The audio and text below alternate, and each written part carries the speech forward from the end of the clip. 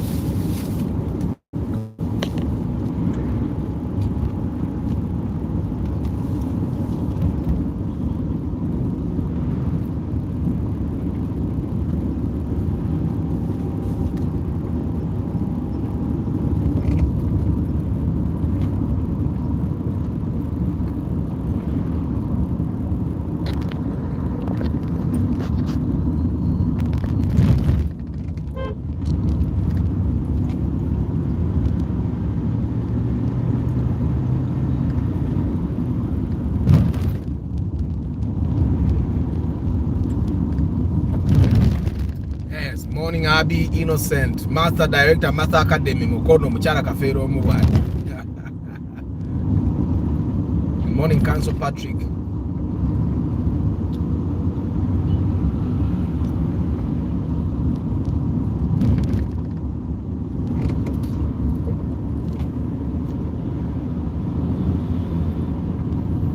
How are you guys today? How are you? How are you? How are you?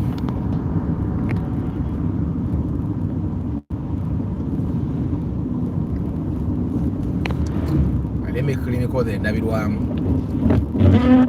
because of where I come from, the village.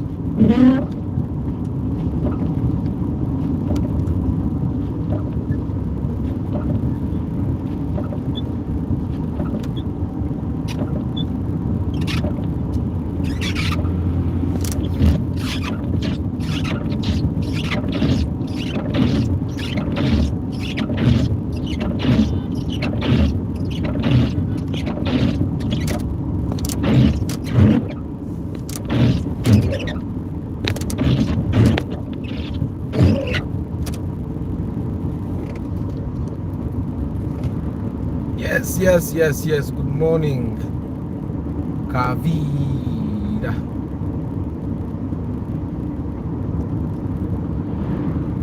Amina, you're welcome. Good morning, Karim.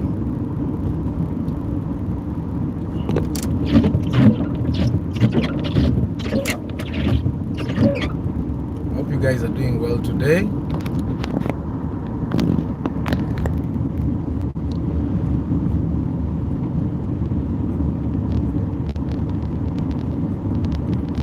It's a very peaceful morning, by the way. Ndimuka Esimpomerwa. Morning, Tadeo. Morning, Daniel. You can get a VITS at 9 million. Whether it's in good condition or not, that depends on how you inspect. But with the VITS, I would suggest you have a minimum of 10. Even at 10, you'll buy a car, but you'll need to repair things.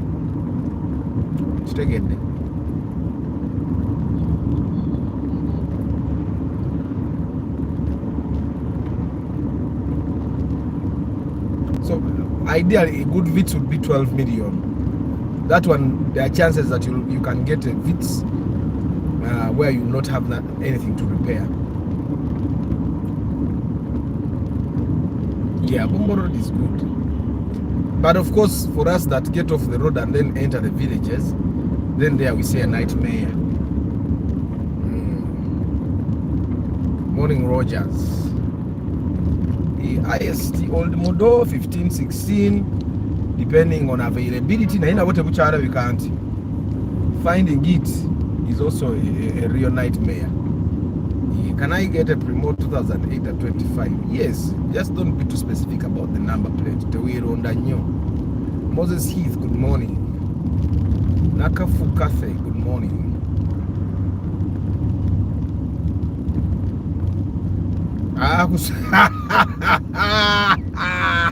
Cathay, are you driving a DMC?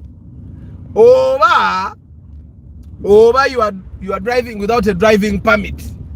Tewali chido, there is no chido there. It's very clear. Bombro tebatera kusako biddo bannange tebatera chido kyentera okulaba ekijjako every couple of weeks kya URA kubanja baloola emisolo.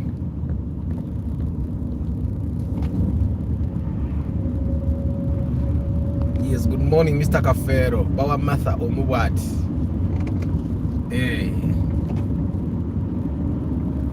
Nenga Mwebagai, how are you today? Today we are going to be talking about family cars. Now you can share what you think about family cars. You tell us, what do you think is the best family car for us to buy and why? You need to give us reasons. Mwana huyu avuga digi nze yenze tabannange kubakati huyu avuga mpola mbanjagala ninjivuga ne bagamba wuli. That's why I can't manage motorcycles. Nze mbanjagala ninjivuga ne bannengere wuli bannange wuli ageze ne kati huyu ali awo. Olwavuga bichebi alinga avuga bajaji ovuga motoka ya sisi rukaga ovuga pichi ya sisi pichi ya sisi rukaga obenga avuga H125.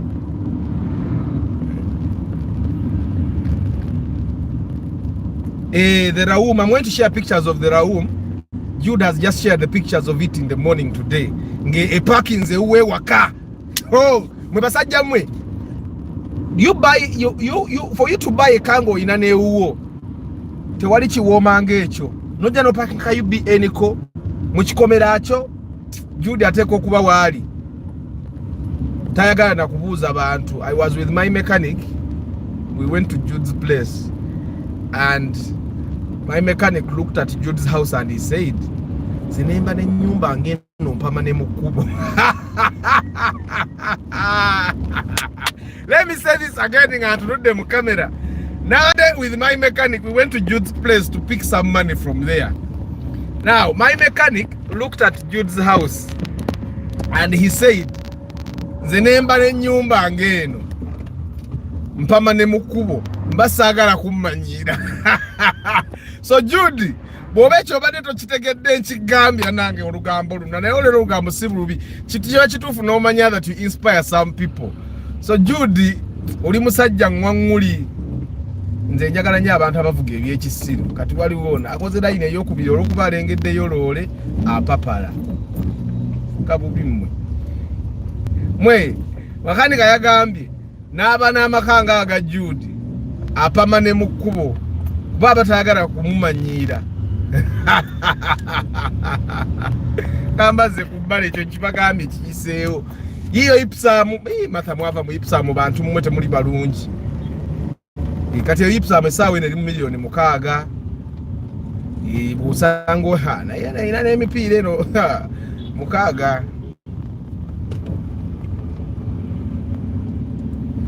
Now it depends.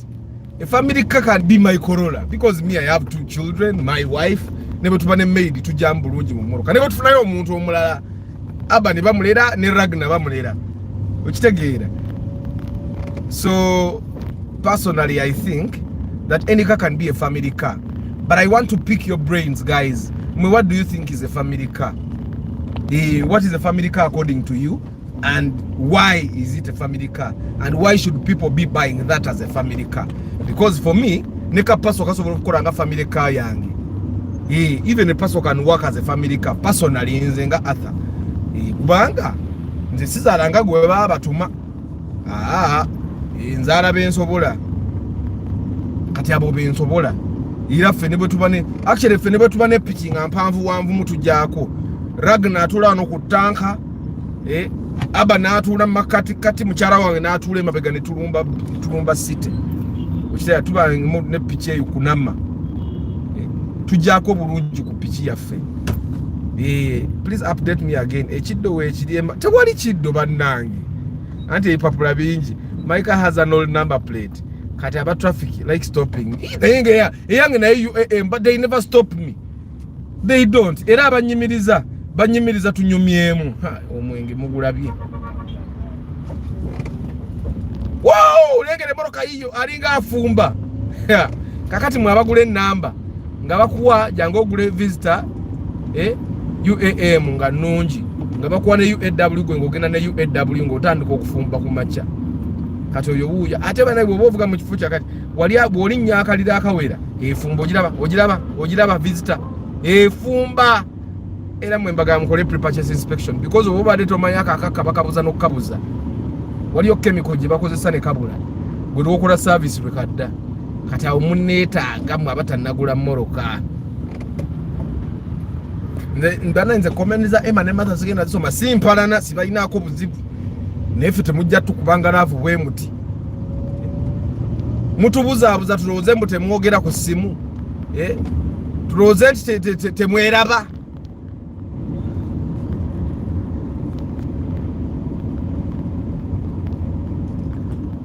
Lubulwa Chris Fitness anti ye yagambye aba tapama mu kkubo mboba lubuto lumuluma akujoga bantu abazimbye amaka kuba kujoga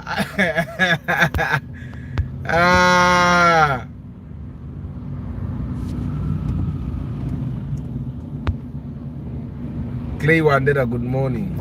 Omwana yatugaye ku TikTok onti Nadia family ka abana ba TikTok mbalekete bategeera bakwata bikwate bo balowooza shape y'emmotoka yekola oba abantu aba bw'obeera n'abaana mukaaga ng'obassa mu bbuutu.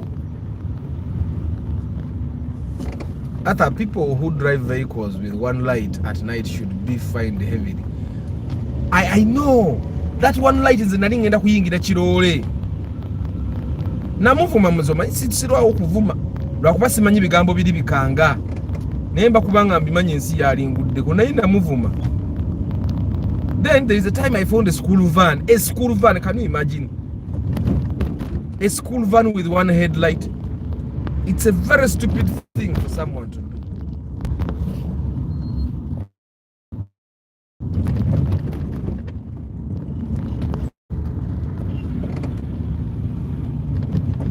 Family car depends on the number of the family members you have. Definitely. Any car can be a family car. You don't go and buy a drone simply because they say family car has to be big. Edda abasajja bazaala abaana nga bangi. Now with the first wife, he has like 7 children. Then he gets a side chick, 4 children. Then he gets another chick, side chick, 5 children. Kati mbutuufu nga buli wabatambudeko whichever family he moves with, aba yeetaaga emmoroka ebamalawo. So that's how it ended, that people buy Noahs as family cars, Wish as family cars. But oyina abaana babiri ng'otandika kugula Wish bwanti family. Misguided. But anyway, what are some of those family cars that you guys have seen, experienced, that you think that mpise wembadde nnyo okugula concrete nails naye sijja kweyongera kajjamu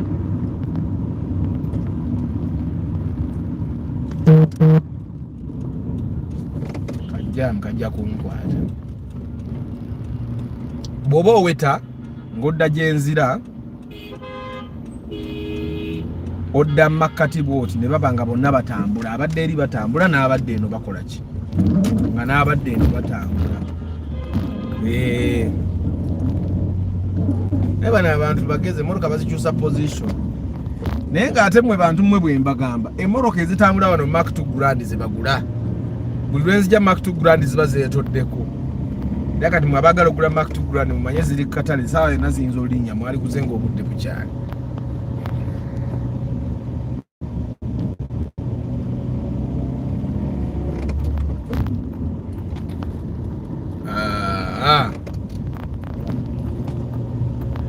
According to me, a family car is that can serve you as a family. True, Abby, true. Visitor Ade, oh my God. Visitor, ujirabe wefuwa,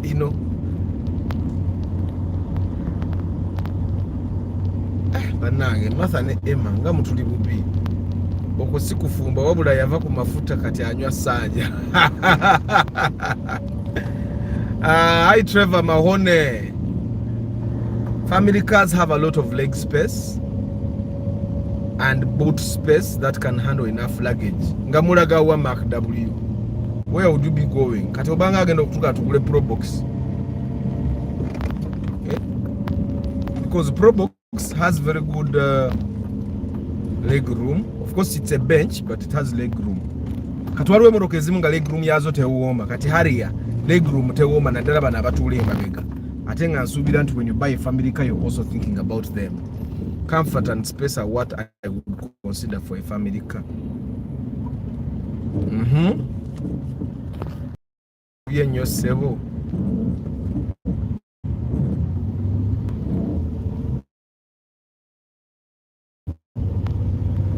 Anange mulavu yamwe Eman's I don't have a problem with you people. Love is a good thing. Enjoy.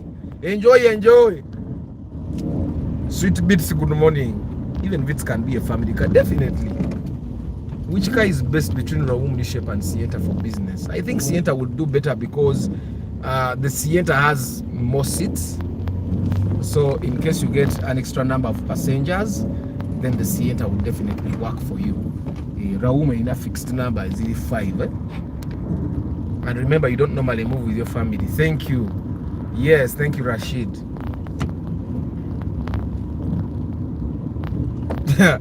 Martha yetaga limousine bagenda kuzaala nnyo. Ine kakati Martha. Ennaku zino no mujja zaalayo omwana omu mutandika okuzibala. Nga muzibala teziwera. Mugambe naye omwana omu bw'aba atutte nnyingi bwe ziti. Kati omusanvu be twagala banaatwala zenkana. Kinga mwa tuzaaleyo akalala kamu tubiveeko. Limousine kati naye Martha. Kati okigasse when you're going out you go with your family in a limousine bakupangisa ku mikolo ng'era ovuga limousine, but maintenance is also not cheap for the limousine. That's one thing you also need to understand. I think a family car can be any car depending on the family size. These cars are made based on European concept of nuclear family. Our China Motors is making a family car extended family. I would love to see that. How to check ownership of a car. That one you can't check yourself. You have to check with URA. Good morning, Solomon. Bana Solomon yampadde ekizike eggulo. Simanyi lwaki mmwe temunnyongerayo akazeni. Tugule steering laka mmwe temukoye sound eyago. Temugikooye.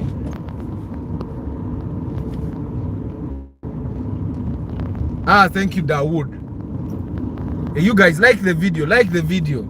Yusuf ompisi zaawa nga sikulabye. Good morning, Justus. Morning Access News. After I'm going to be having Toyota Noah in my leave. Whoever has a function and need a higher car with a driver, I will be. Martha, tobanga omusajja omukaliza. Luli yajja n'avuga Noah ye. Nga yevuga bibye katagala kola bwa dereva nenga banange emakaya akalanga akayisizawo temwedabira bobo oyagala genda mu kyalo emalaika naye anyumirwa okuvuga emmoroka ali nganze. How much is Bond Sienta? Bond Sienta oloza tene mu milioni nga 29 asatu awo eyinza oba esukkamukko, but just have a minimum of 30 million for the Sienta in the bond. I think Raum is better considering the unreliable CVT transmission in Sienta. But the Sienta, if looked after very well, it will not have a problem, you know. Not just as the Sientas that don't have CVTs as it is also car. Zinentie zisinga zonna za CVT. How much is the Spacio old model? You can get it at 10 million, 9 million. I wouldn't advise anyone to buy a Spacio old model at more than 10 million. Okukuba kono nanga at like 16 you can get a new model. Sometimes even lower depending on your luck. Which take it, so 10 million is the max, should be your maximum for Spacio old model. Wogula lower obo you know na then you'll be spoiling. Guys, like the broadcast. All 16 likes when we are 37. Kindly compare Toyota Kluger and Vanguard. Now, Vanguard has a seven-seat option, which take here. But there are Vanguards that have 3 and 2.4. Same with Kluger. Is mono okuja konga ofunye Vanguard ya 7-seater. Sira bawunyo njawulo. Okuja konti the Vanguard looks kinda more executive than the Kluger. Kluger looks like it's for irabikanga esuvizo ziri zipajero zabanga za mucharo zabanga za bitongo like that. Atengeze motoka zombi ngumu. So I think the Vanguard looks sexier than the Kluger. But if you want a car that looks more manly, then definitely the Kluger would work for you. Personally, I think the Kluger looks more manly than the Vanguard.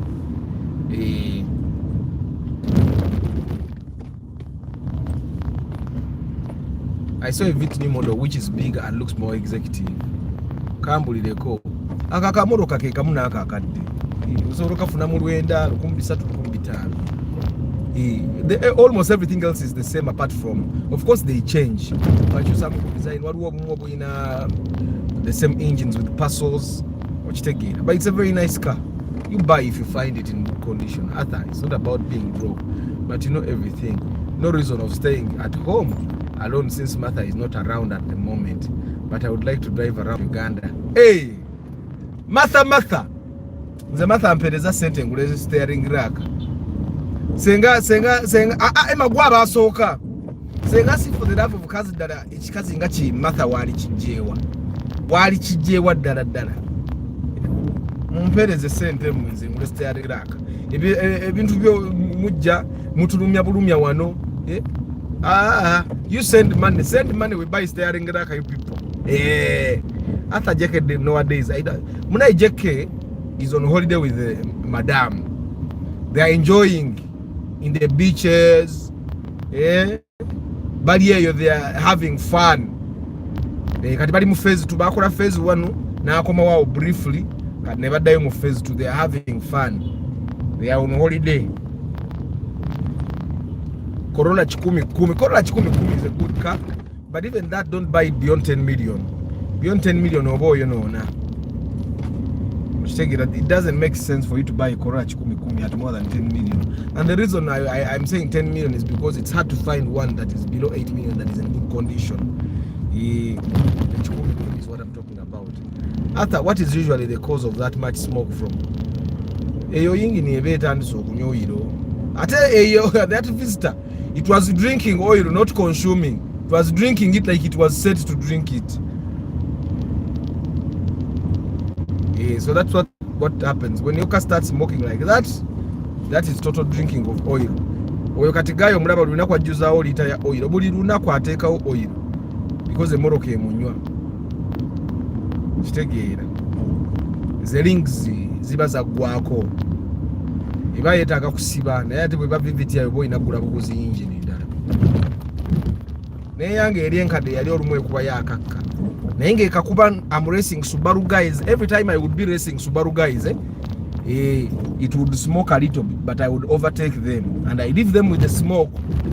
That's why I'm still saying, if you are a Subaru driver and you think you can beat Arthur anywhere, this Corolla Namokade, you come. I show you. Hey, JK is here. Arthur, what about Mazda Primace?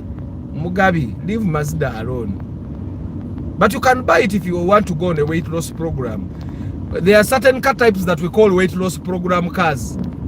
If you want to lose weight and you have tried all the other options and they are not working, then buy Mazda, buy Pajero GDI, buy Nissan X-Trail. You will lose weight. You don't even have to stop eating. The appetite will go. Arthur, do you advise someone buying a Mark II Grand 2004? Yes, that's a very good car. JK is saying we are getting ready to leave home right now. Bagenda kwe picha. Bagenda kwe picha. Of the Hilux, Isuzu D-Max and Mitsubishi 300, which pickup is the best for farm work? Just buy the Hilux. If you're comparing pickups and Hiluxes somewhere, don't even think about the others. Why? because when Aban is doing something wrong and you ask him, Aban, why are you doing that? Why are you doing that? He says, because. Then he says, because until you leave him. Hey. Every time you're trying to think of pickups, especially for farm work, and you have Hilux somewhere, don't all the other options is sure. Our Hilux yebekuba, because Hilux, almost everyone can fix Hilux, and apart from the engine, bino ebintu ebirala byonna osobola okubifuna mu bwangu ekitali kuziri emmoroka endala. All the other types of cars, you leave them for organization. The Isuzu D-Max, you leave them for companies, because companies buy at a bargain, which you won't be able to get. Companies can buy like 20 cars at the same time. So it means for you, if you are going to buy the Isuzu D-Max and they buy new, you're going to buy used. You get? So they buy 20 new Isuzu D-Maxes at let's say 150 or 125, which take it, and they are given free service for a year. For a company, that's a deal, because they know it's not going to break down for some time. And for a company, they're going to drive it for like 5 years and then sell, and then go and buy another one. You get? And for them, that's a business expense. It's even tax deductible. For you, it's not tax deductible. You as a person, they cannot deduct it. Anyway.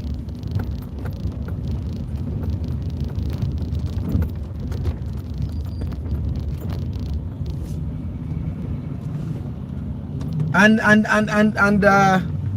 Clay, manual is always more fuel efficient. Nze yemu kunsonga lwaki envuga manual. Nze nyina wenkuba endobo automatic watasobola kukuba ndobo.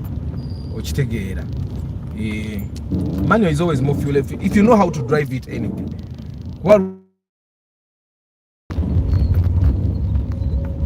Kati nze ndi veteran, moroka ya manual mwe nayigira nzivuze emyaka n'emyaka. The only reason I would be driving an automatic is because that car doesn't have a manual option. But if I were going to buy a Wish and there was a manual option, I would buy a manual. But even the Bonds don't bring manual cars, because bachimanyi moroka money igenda bakwata. So we have a tebasubula moroka za manual. Good morning JK agenza. Good morning Nabongo. Good morning Patrick Wafula. After how is Opa? The Opa is good. It shares the engine with the Primo new model. Spares are very easily available. Yeah, so it won't give you trouble. But the manyo kwe picha kubeera kwa chiro.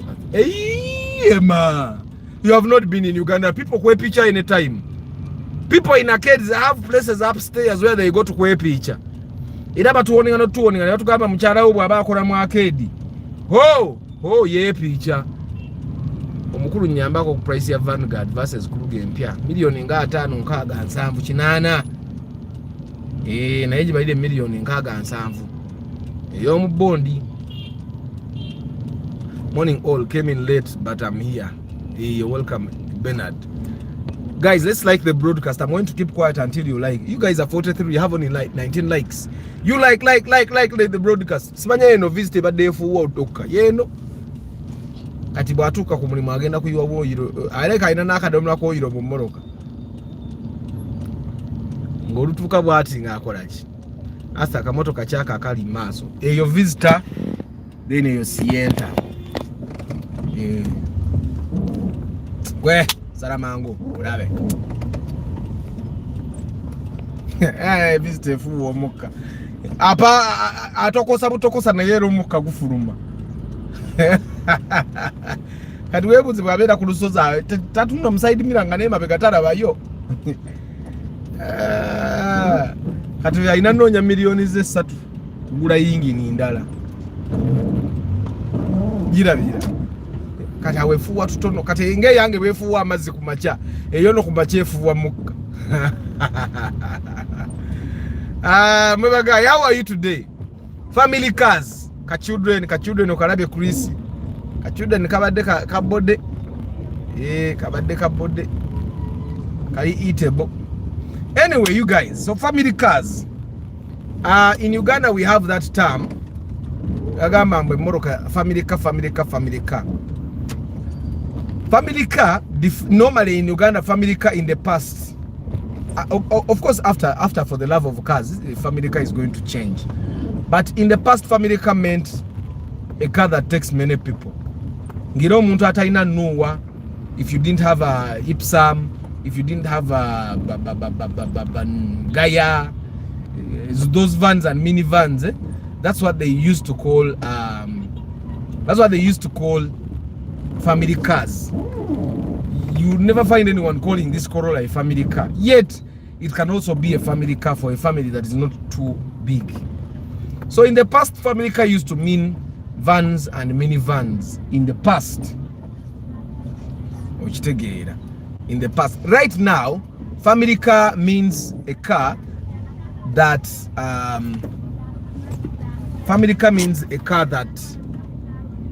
can serve your family. And these days, it's very rare to find a person that has more than 4 kids. Like, of all the people that I've had, even people that want to have a lot of kids, 4 is like the max for them.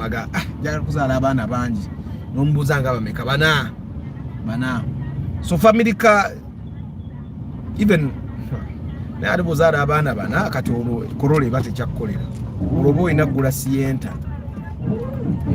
because Corolla ejja koma ku baana basatu, mukyala wa atuula mu maaso, abaana bo basatu ne batuula emabega.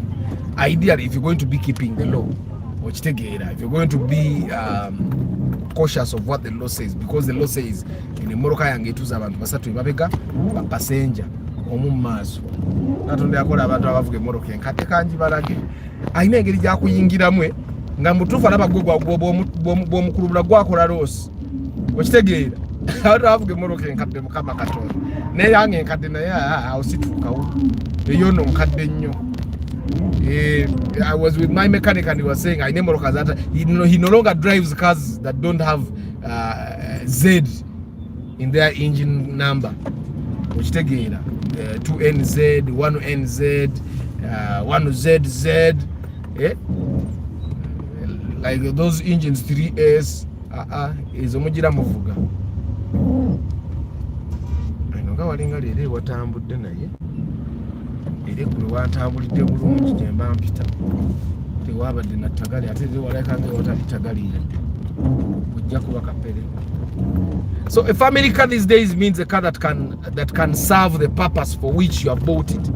And for us, you need to always remember there are people that have bought Kawundo, giving us the excuse of my family. The Kawundo sits the same number of passengers as my car.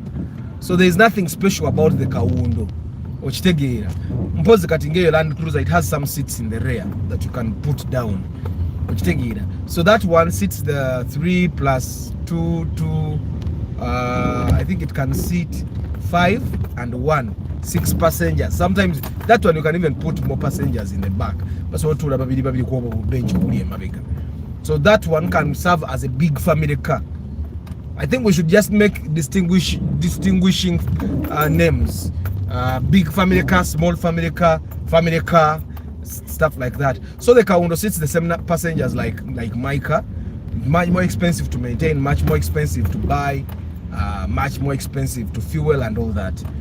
I personally think that it's very rare to find someone that moves with the entire family like regularly. Like, when was the last time you took for the people that have families, if you have kids, when was the last time you took your kids out? When was the last time you took your kids out? I should take my kids out one of these days. When was the last time you took your kids out? No batwala, to places like theme parks, to the zoo, for swimming. Because it's very rare to find someone that has a swimming pool at their home. So that's why I'm asking, when is it that you actually move with your entire family? Apart from people like me, where my kids have to go to school, I have to take my wife to work almost every day, apart from the time when they are not doing the same. So there are times it's very rare to find that I move with them all the time.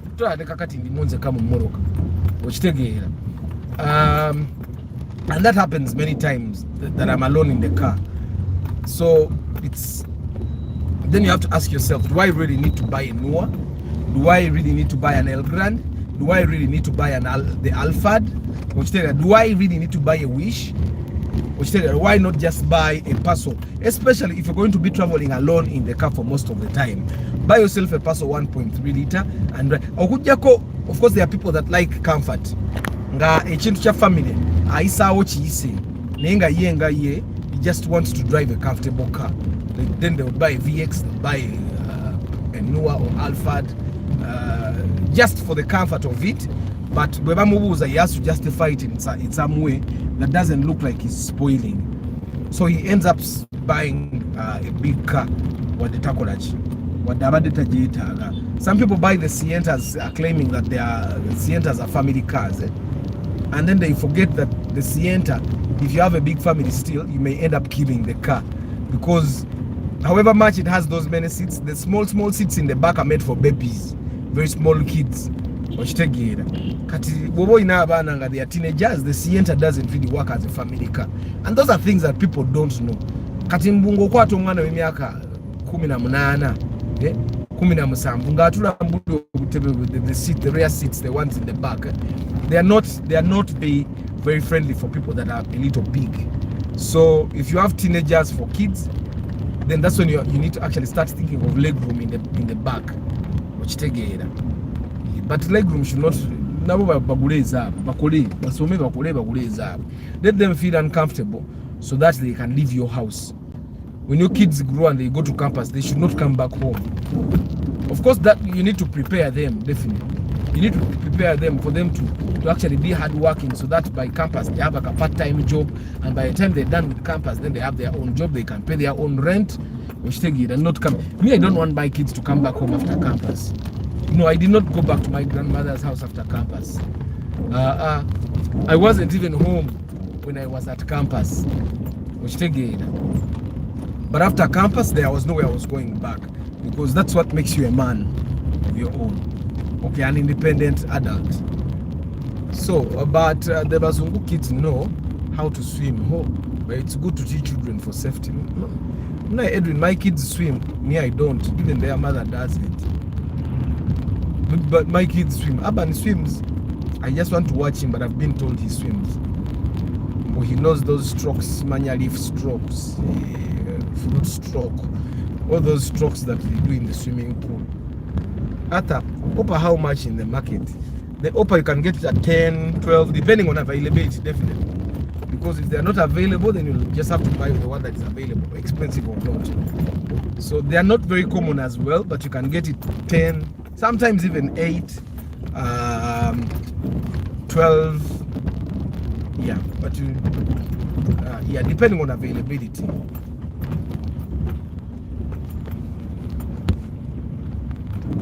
They just pushed it a small distance and they dumped it. Oh, you know this is something in a piece of Uganda. Zinakuma kubana bana. Abana bana bakumara banji na nyonzi sana. Abana sita banji. The emotional, the attention that these two kids of mine need. I'm just imagining if I had 4. You people that have more than 2 kids, you are heroes. You are heroes.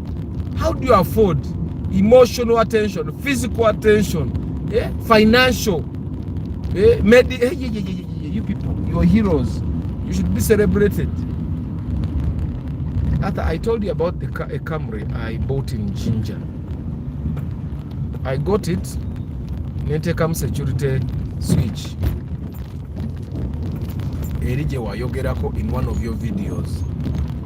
Thieves tried to steal it after a month, but they failed. Hey! They just pushed it small distance and dumped it where police recovered it. Hey! You guys need to put security in your car. Thieves don't have time to look for things. You put security in your car, guys. Put security in your car. Put security in your car. Your car is your asset. The car is one of the things that you can sell very quickly and get money. No kole ebidala. Kati nze ne moroka ngamba bampe sente manguma. Mufuna sente zikole byane zizara nezingulire moroka endala. I've done that many times. I've done that many times. After we go to church as a family. How many are you? But that's like once a week, Saturday or Sunday. If you're Adventist, then it's Saturday.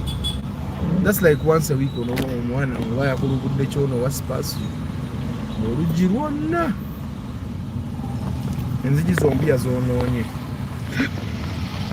After Opa, okay.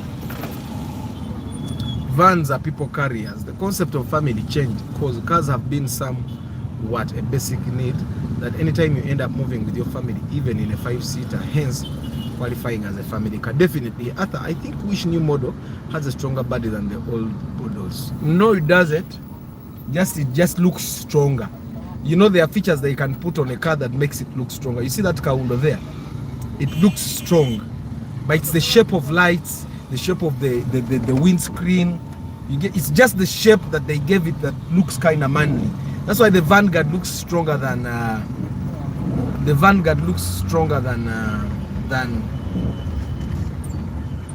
look and get the second akako LDC ndabe ati waba teba LDC kaka LDC. That's why the Vanguard sort of looks, that's why the Kruger looks stronger than the Kaundo. Yes, that Kaundo looks strong the way it was made, but then the Kruger, okay, is just beastly.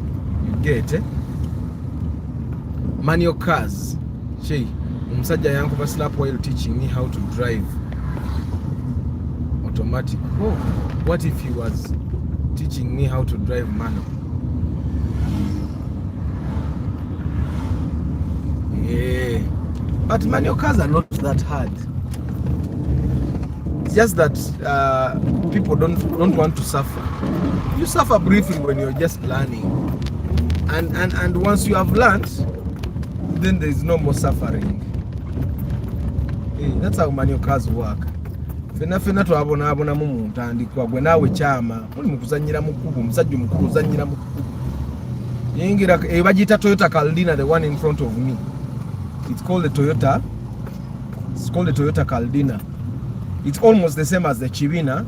This one just has more boot space. The estate version ya Chivina. But these ones are mostly in the 2.0 2-liter versions. There are some that even have 1.5-liter engines. Those are very few. 2.liter. Normally they are 4-wheel drive cars. It's a button.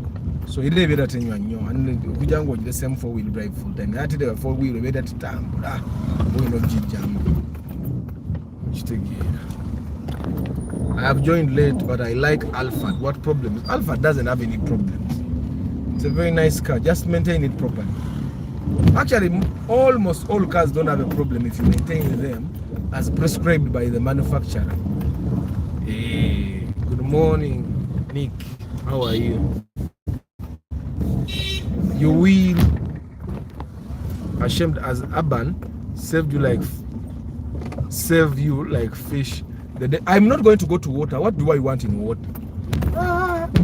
I know that I don't know how to swim, so I'll not go to swimming places. Okay, if I go to swimming places, I'll be seated away from the swimming pool. Those who know how to swim will swim. After how is Forester 2014? Is it favorable? Okay. One thing you guys need to know is that Subarus consume more fuel than Toyotas. Either if you find a 2.4-liter Subaru and a 2.4-liter Toyota, the 2.4-liter Subaru will consume a little more than the Toyota. That's just how it is. The science behind that is something I don't know. You have passed by a duet. What's the difference? The duet is hell on earth. The Vitz is peace. Don't buy a duet. Okay, buy it if you want to lose weight. It's all one of those cars that are called weight loss program.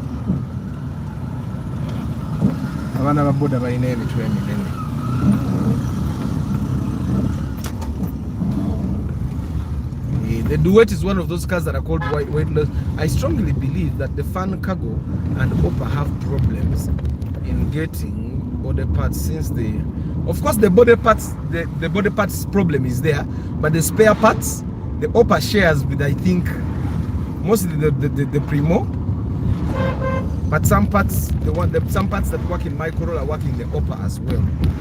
So the spare parts are okay. It's just the body parts that will give you trouble. But how many times do you know? Right? So I think that should not be a cause to worry. With the raw materials, saving technology, we are almost owning vehicles which are boltless. Yes, they are trying, but they are trying to also save the environment. Morning, Sanji from Solutions. I missed your city. Hey, I've almost forgot to share. But are you guys? Has your issue ever been handled too well? Too well that you people will be surprised that it's a stone. It's a stone that had pierced my tire. That's why it was hard to believe that it's a because when a nail pierces, it stays there no good. The sharpest point hit the tire, then the stone broke. That's why I thought it was a crack. Either the guy that inspected the tire thought it was a nail. Then when they brought it back, because the guy said it was a nail here, but when they brought it back to see the tire where it was, they said it was a stick. On removing it, it was a stone. So, but my issue was handled very well. They fixed the tire, and they gave it back to me, and I'm still happy. I'm still happy.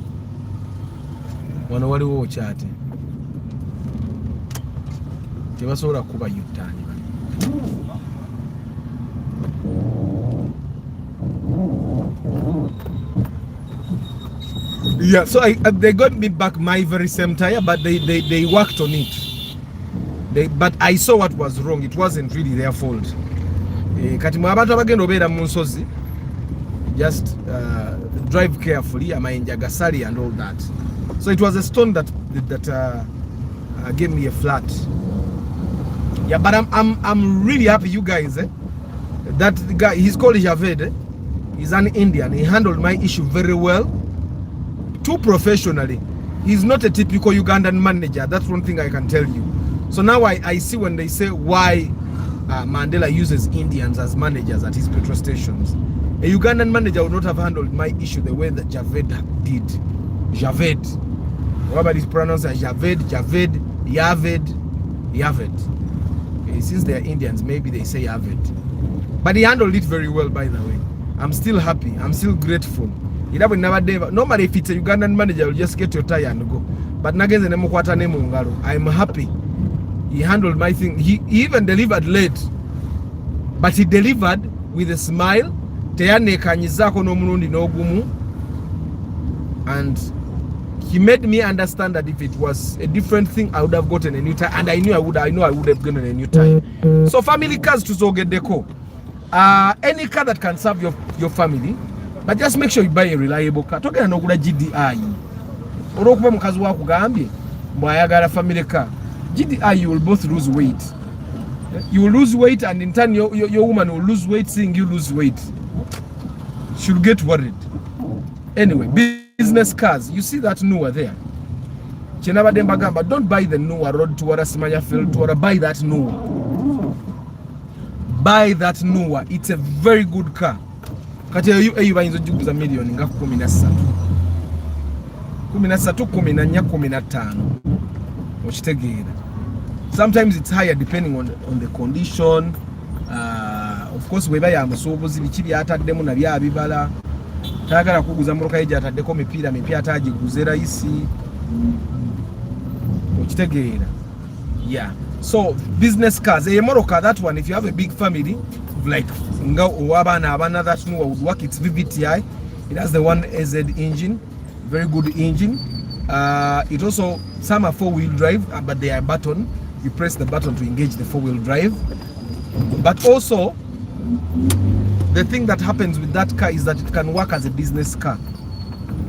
The guys that do special hire, the guys that do deliveries, the guys that do chauffeuring services, moroka nungi esinga nuwe eri enkadde obulungi egisingira wala egisingira wala. So if you're looking to buy a Noah as a family or business car, that's the Noah I will tell you. Never Voxy you see because the Voxy and that car, that Noah are literally the same. It's just that the Voxy is much more luxurious than that Noah.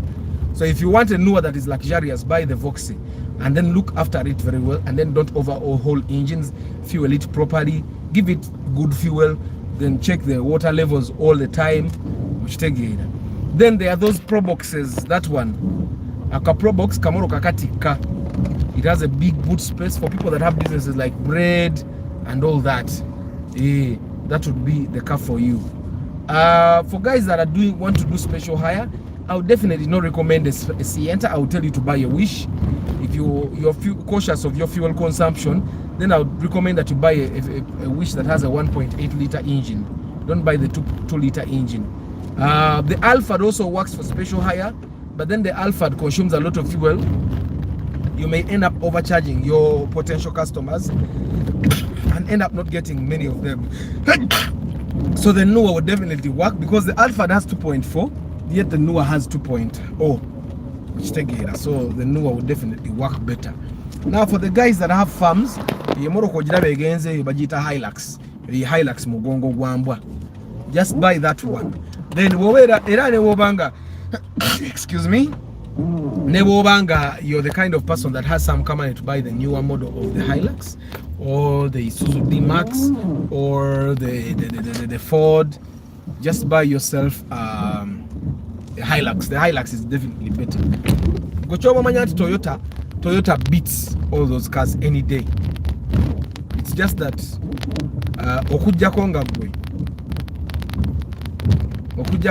you're just buying cars out of love. Ogula motoka because you love it. Ngatojigula lwa kubanga. You don't buy necessity. Like me I buy necessity. If I don't need a certain car, I don't buy it. Body yige motoka notandika okumanya nti kati nkuba reverse wano ng'ovugisa side mirror na nja kuba easy kati nganze bwenvuga.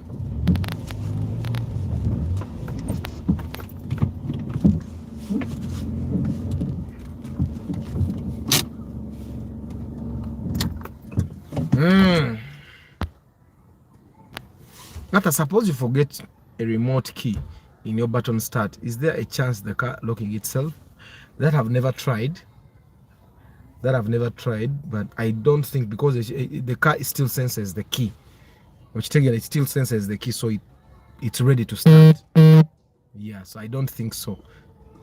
Small tires that is duka. We in a weak suspension system and boot tires simanye just. How much is Toyota Prado Land Cruiser 95 series? You can't get a 95 series Land Cruiser in the bond. Subaru Impreza consumption, how much is it? The Impreza, normally Imprezas are 1.5 liters, so they are good.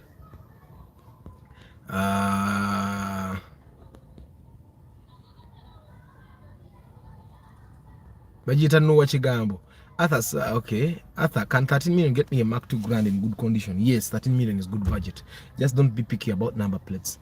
Arthur, super duper drive. Ensula mukuru chisenyi nunji Andrew, thank you very much. Good morning, Henry Ojambo. Arthur, good morning. Have recent purchased a Costa Super UAQ manual with 5V engine at 5 million. Following your advice on its health, fuel consumption, and documentation, all clear. Thank you. Amina nabagamba. I tell you guys, you can watch my videos and buy a car. Ngasize wachitegeera lwakuba ulina okumpita kuba kati nanga abaana bange balina okunywa amata. That's the only way I can make some money. What is the current price of a new Pro Box? Erimu million nga 36, 37 there. Wachitegeera. Can I go get a good primo old model? Yes, at 10 million. Yes, you can get. After how much would you use in fuel if you are driving Kaundo instead of Corolla every day? I use about 20k, 20 to 25k every day in Kaunda. I'll be using 50 to 60.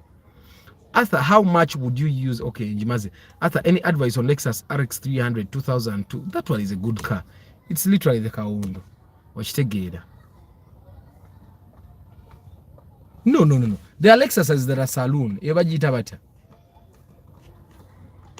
RX 300 is shaped in Hari. I need to see a picture, but you would know if it's a good buy. Katakumagezi go funye wano ku channel eno. Woman, what is the best 7-seater car I can get at 10 million? Ipsam Ogaya. Please talk about Fielder. I have videos on Fielder on this channel, so you can just go and check them out. Current price of Impreza UB series. I have to ask. I'm not very sure. Talk about the price of Pro boxes. I've already talked about those several times. The old one you can get at 13, 14, 15. The new one is about 37, 38, 36, 37, 38, around there. Yes. So you guys, thank you very much. Abantu abagala okukola business. Of course, definitely, we both got special. The most passenger seats you have, the better. Wish, Noah, Sienta, ICs, Alpha. There's a more of new as business cars. But if you just want to hire cars, any car would actually hire. You can even hire the Mercedes Benzes. Antonio, Abby, Innocent, Martha, Asiku, Patrick, Kanso Wafe, Mugabe Kavira, Karim, Tadeo, Binas, Wabiona, Daniel, Chris, Cesar Rashid, Mavoga Jet Center, Paul Banaria, Rogers Sempija, Tadeo, Gerald Sonko, Moses Heath, Nakafu Kathy, Baka Gwa Dennis, Clay Wandera, Mr. Kafero Emma, Paul Banaria, Martha Director, Martha Academy Mukono, Rubura Chris Fitness, Innocent Mugabe, Nelson Chobe, Trevor Mahone, Mark W, Sweet Beats, Bari Kudembe Joseph. Yes. Thank you guys for being part of this broadcast. Kaliowe Dennis. In Chat Question Friday, tomorrow you can ask any question on this live broadcast. Dr. Chiwanuka will be here. Jake tomorrow be here on the broadcast. So demo kubibuzo. Or omanyo kudamu kubibuzo. Innocent tomorrow be here mdemo ibuzo. Council Patrick will be here to answer lawyery questions. The Wood Mununule, Yusuf Sulaiman, Lemon Solomon, Justus Mahaz, Access News, Lule Adolf, Kaliowa Dennis, Jorem, Brian Buire, Nsereko Starch, Travel Life Vlog, Lule Adolf, Mavoga Jet Nakwogedeko, Richard Nabongo, Wafula Patrick, Ibanda Bernard, Ben Kako,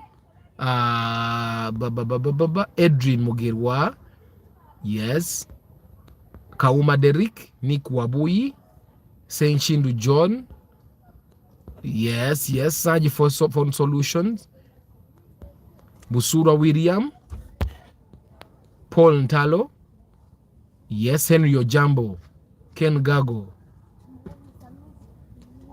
Kasule Zach, Brian Emma. What's the price of a good product? 97 to depending on the condition. Why don't you have about 26 and above, 25 and above millions? VN Dennis, thank you very much for being part of this broadcast. Don't forget, I do pre-purchase inspection. If you want to buy a car, I'm your man. I come and help you purchase, inspect it to make sure that your purchase is good. I'm going to share the pictures of the Raum that we helped Jude buy a day and a half ago. Yes, we went to buy Espacio, bought a Raum because the Raum from the bond, we got it at a price that we were getting the Spacio or Spacio used on Uganda roads. But let me share the pictures. I'll see you tomorrow on Question Friday. Come and ask your questions. People will be here to answer your question. I'll answer what I know, and other people also answer questions. I wish you a very lovely day, guys. Ciao.